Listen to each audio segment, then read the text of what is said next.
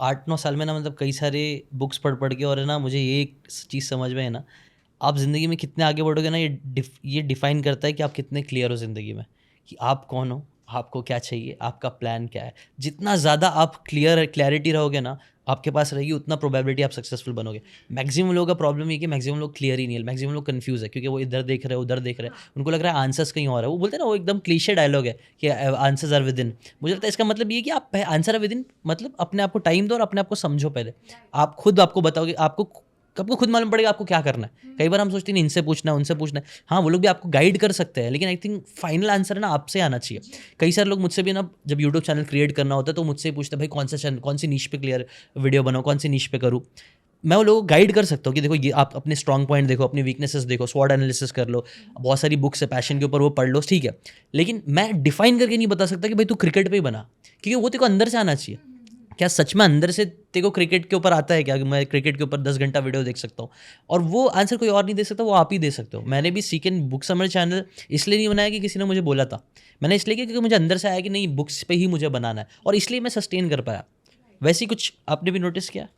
या I mean clarity हमेशा से नहीं थी, but over the time I. और जैसे आपने बोला ना कि स्ट्रेंथ, सब कुछ जानो, कि रीज़न जानो, वाई जानो, साथ में एक बहुत इंपॉर्टेंट चीज़ है अपनी वीकनेसेस जानना।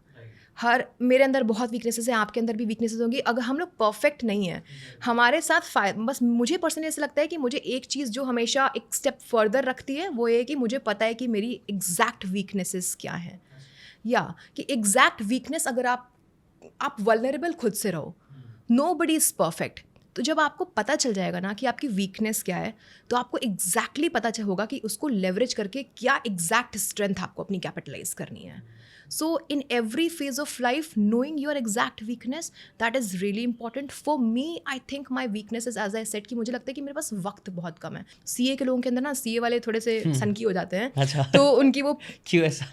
उसका रीज़न ये है ना कि हम हर 6 महीने एक साइकिल में चल रहे होते हैं। 6 एग्ज़ाम दिया, 2 महीने बाद रिजल्ट आया, और फिर उसके बाद सीए के लोग रिलेट कर पाएंगे, जब तक रिजल्ट आया फेल हो गए तो बस 2 महीने बाद पेपर है।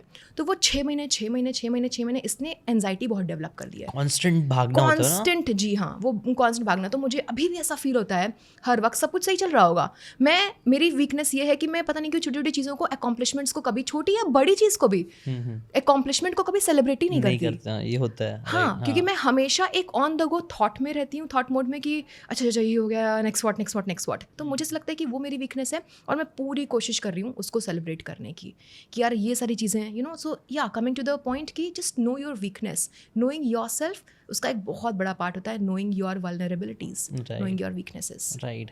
नहीं, ये चीज़ से ना मैंने भी बहुत ज़्यादा रिलेट किया। आपने जो बोला ना, हम लोग कई बार अकम्प्लिश करते रहते हैं बट कभी सेलिब्रेट नहीं करते हैं। पहले मुझे लगता था कि यार हाँ हाँ, मैं तो मतलब ऐसे ही हूँ यार, मेरे को ये सब नंबर्स वंबर्स कुछ फैक्ट, मतलब आई डोंट केयर, इतने मिलियन फॉलोवर हो गए, कोई बड़ी बात नहीं है। बट फिर धीरे धीरे मुझे रियलाइज़ हुआ कि नहीं, मैं गलत कर रहा हूँ, मुझे सेलिब्रेट करना चाहिए। बिकॉज कई बार ना हम, यही तो लाइफ है, बोलते ना, हम क्या करते हैं, हमको सिर्फ एक, अगर एक करोड़पति बनना है, तो अगर हम सिर्फ करोड़ करोड़ करोड़ देख रहे हैं ना, तो वो करोड़ कमाने के लिए महीनों लग सकते हैं, साल लग सकते हैं। तो साल निकल जाएगा और एक दिन आप करोड़ कमा ही लोगे, तो फिर क्या, उसके बाद तो बस खत्म। वो एक एग्जाम्पल भी था ना, कि कोई एक बंदा था जिसको पहाड़ चढ़ना था, बहुत मेहनत से वो पहाड़ चढ़ गया, और फिर वहां जाके से खड़ा है कि अब कि क्या, अब क्या करूँ, दिस इज हवाएं व्हाट इट चल इज। रही है, या अब क्या करना है। तो वही life, success is a journey not a destination बोलते हैं। तो हमारे जो डेली चीज़ें हो रही है, हमें उसको अप्रिशिएट करना बहुत ज़्यादा ज़रूरी है। और ये भी मुझे लग रहा है आजकल हमारी जनरेशन ना, और आने वाली जनरेशन भी ये लैक कर रही है।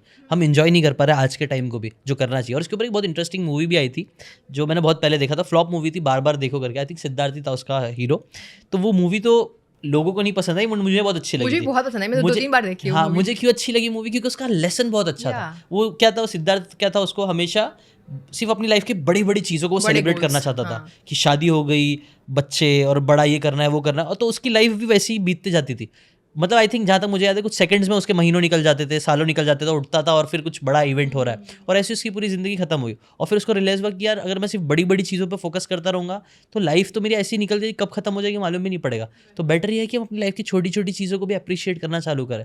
और वहाँ से उसने वो लेसन सीख के आई थिंक अप्रिशिएट करना स्टार्ट किया। और एब्सोल्युटली, यही चीज़ एब्सोल्युटली। आपने भी कहीं ना कहीं बोली, राइट? मैं इसके ऊपर एक और एंगल लेकर गया हूँ, न्यूरो साइंस का। ठीक है, कि कैसे सेलिब्रेटिंग योर स्मॉल विंस, जो कि मैं नहीं करती हूँ, मैं सफ़र कर रही हूँ उसमें। How celebrating the small things, they can actually increase your manifestation process. आपको पता है कैसे? अच्छा। देखिए हम सबके अंदर वो हार्मोन्स रिलीज होते हैं ना, हैप्पीनेस हार्मोन्स, ठीक है, जो Dopamine, एक तो endorphins. या ऑल दोज। दो एंगल्स हैं। अगर हमने एक छोटी सी चीज़ भी अचीव की, कहते हैं कि रात में सोने से पहले 100 या 20 या फिर 50 चीज़ें जिसके लिए तुम ग्रेटफुल हो उसको लिखो। हम नहीं करते छोटी छोटी चीज़ों को। एक मैंने कॉफ़ी भी पी, मैं बहुत सारी छोटी चीज़ें ग्रेटफुल नहीं रहूँगी, बट यदि हम ग्रेटफुल होते हैं तो हमारे ब्रेन को, ये न्यूरो साइंस है, हमारे ब्रेन को, अब शायद लोग ग्रैटिट्यूड करेंगे, इसके ऊपर मैंने वीडियो बनाई थी, सुनिएगा, कि हम जब ये काम करते हैं, छोटी से बड़ी चीज़ों को सेलिब्रेट करते हैं या फिर ग्रेटफुल होते हैं, तो हमारे ब्रेन को एक एविडेंस जाता है। हमारा ब्रेन हमेशा ना, we are humans are made to not be happy. इसके ऊपर एक आर्टिकल बना हुआ था, मैंने पढ़ा था कि ह्यूमन्स आर, हम इवॉल्व्ड हैं to be sad, to see the worst in things. हमारा ब्रेन वैसे बना हुआ है सो दैट वो हमें सर्वाइवलशिप पे रख सके। तो जब हम रोज़ अपने माइंड को ये छोटी छोटी चीज़ें, ग्रैटिट्यूड, स्मॉल अचीवमेंट्स बताते हैं, तो वो थोड़ा वल्नरेबल होना शुरू होता है। वो अपनी बाउंड्रीज़ को डाउन रखता है। वो उसको एक एविडेंस मिलता है कि यार कल मेरा अच्छा था तो कुछ तो है मेरे अंदर। और वो वाइब को, आप समझ पा रहे हो उस चीज़ को, कि वो आपकी वाइब को रेज करता है। तो छोटी छोटी विंस जो मैं नहीं सेलिब्रेट करती थी, मैं हमेशा इरिटेट रहती थी। कुछ भी अच्छा होगा मैं ठीक है ठीक है ठीक है ठीक है, my family is there to celebrate, to cut the cake. मेरे को लगा ठीक है ठीक है, क्या हो गया यार, ये तो कुछ भी नहीं था। क्योंकि वो देखो, मेरा जो कन्फर्मेशन बायस है वो कहीं और है, कि मैं सोच रही हूँ कि मुझे तो वहाँ करना है, ये तो उसके लिए कुछ भी नहीं है, ठीक है। तो वो अगर हम करना शुरू कर देते हैं तो हमारी वाइब्स बहुत जल्दी रेज होती है। माइंड को एक एविडेंस जाता है कि कुछ तो तुम सही कर रहे हो, और वो कल आपको फिर उसी फुर्ती से काम करने के लिए खुद योग्य बन जाएगा और हमें खुश रखेगा rather than चिड़चिड़ा। So that's a neuroscience of right. इसीलिए I think law of attraction की हर जगह पे, लॉ ऑफ अट्रैक्शन बोलो, रिलीजन बोलो, हर जगह ना ग्रैटिट्यूड का हमेशा जिक्र आता ही है। जैसे हमारे में बोलते हैं शुक्र करते रहना चाहिए आपको। उसके ऊपर एक बहुत इंटरेस्टिंग स्टोरी मैंने अभी रिसेंटली पढ़ा था, उसके ऊपर वीडियो भी मैंने बनाया था। हारून अल रशीद करके ना एक खलीफ थे, मतलब इस्लामी में बोलते खलीफ मतलब लीडर होते हैं, खलीफा। तो वो लीडर थे, वो एक बार ना अपने काफिले के साथ जा रहे थे, अपने लोगों के साथ जा रहे थे। तभी वो बहुत अमीर थे, लीडर थे, वो टाउन के किंग थे आप बोल सकते हो। तो वहाँ पे एक गरीब आदमी था, वो गरीब आदमी बेगर था। वो बेगर आया और उसने रिक्वेस्ट करी, मुझे बहुत प्यास लगी, मुझे पानी दे दो। तो हारून अल रशीद खुद से उन्होंने वो पानी लिया और पानी उसको पिला दिया। अब वो जब वो पानी उसको पिला रहा था ना, पी रहा था जब वो पानी, तो वो उनको गौर से देख रहे थे और देख रहे थे कि वो कितना शिद्दत से पानी पी रहा है, एक गिलास पानी का। और उसको, उनके दिमाग में ख्याल आया और उन्होंने अपने जो सबसे समझदार एडवाइज़र था ना, उससे उन्होंने पूछा कि आप बताओ, अगर मुझे कल को एक रेगिस्तान के बीच में छोड़ दिया जाए और मेरी ज़िंदगी डिपेंड करती है एक गिलास पानी पे, और वो पानी मुझे खरीदने के, अगर मुझे खरीदना है वो पानी, तो उस एक गिलास पानी को खरीदने के लिए मैं कितना दौलत दे सकता हूँ? तो एडवाइज़र ने बोला कि आप अपनी आधी किंगडम दे दोगे वो एक गिलास पानी खरीदने के लिए। और फिर उन्होंने बोला कि अगर वो पानी, चलो मैंने पी लिया, अब जो चीज़ अंदर जाती है उसका निकलना भी ज़रूरी है। अगर बाई चांस वो पानी निकले ना, कुछ इश्यू हो जाए, तो वो निकालने के लिए मैं कितना दौलत दे सकता हूँ? तो उनके एडवाइज़र ने बोला जो बाकी बचे आपके किंगडम है ना, वो भी आप दे दोगे ताकि वो पानी निकल जाए। तब उनको रियलाइज़ हुआ कि यार ग्रैटिट्यूड कितना इंपॉर्टेंट है। हम लोग बड़ी बड़ी चीज़ों पे, मेरे पास किंगडम है, वेल्थ है, लेकिन लाइफ की जो सिंपल चीज़ें जो ऊपर वाला हमें दे रहा है ना, हम उसके लिए ग्रैटिट्यूड फील नहीं कर रहे। जैसे पानी पी पाना और फिर उसका निकल जाना, ये इतनी सिंपल चीज़ है, लेकिन अगर नहीं हुई तो हमारी क्या, हम मर जाएंगे, हम तुरंत। कितनी भी दौलत मिल जाए हम कुछ नहीं कर पाएंगे। तो वो ग्रैटिट्यूड का कितना इंपॉर्टेंट लेसन यहाँ पे भी मुझे सीखने मिला, और ये हमें करना चाहिए। बड़ी बड़ी चीज़ के लिए ग्रैटिट्यूड नहीं, छोटी छोटी चीज़ के लिए ग्रैटिट्यूड फील करना चालू करो। सांस लेने के लिए, यहाँ आने के लिए, चल पाने के लिए। क्योंकि कई सारे लोग जिनके पैर नहीं है, वो लोग बेचारे, वो लोग को पूछो कि भाई चलने की अहमियत क्या होती है, right. So gratitude I think घुमा फिरा के इसीलिए लॉ ऑफ अट्रैक्शन में भी बार बार आता है, रिलीजन्स में भी आता है, because it is very important. आपने न्यूरो साइंस का भी इसका एंगल बताया। इसके ऊपर एक और बुक भी है, द विनर्स इफेक्ट। उसके अंदर भी यही बताया कि विनर, जैसे एक लूजर इफेक्ट आ जाता है, जो आपने बोला ना, खराब चीज़ें होती है, खराब खराब खराब खराब, एक लूप बनता है जो हमें स्पाइरल बन गया, स्पाइरल बन के नीचे ले जाता है।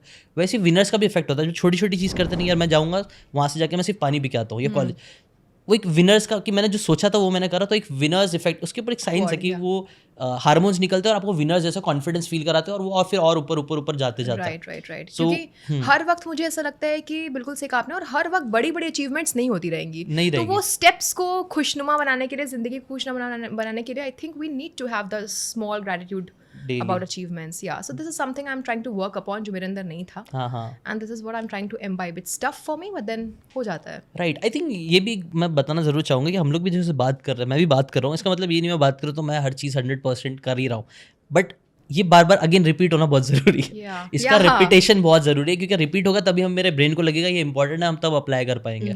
तो ये चीज़ भी काफ़ी इंपॉर्टेंट है।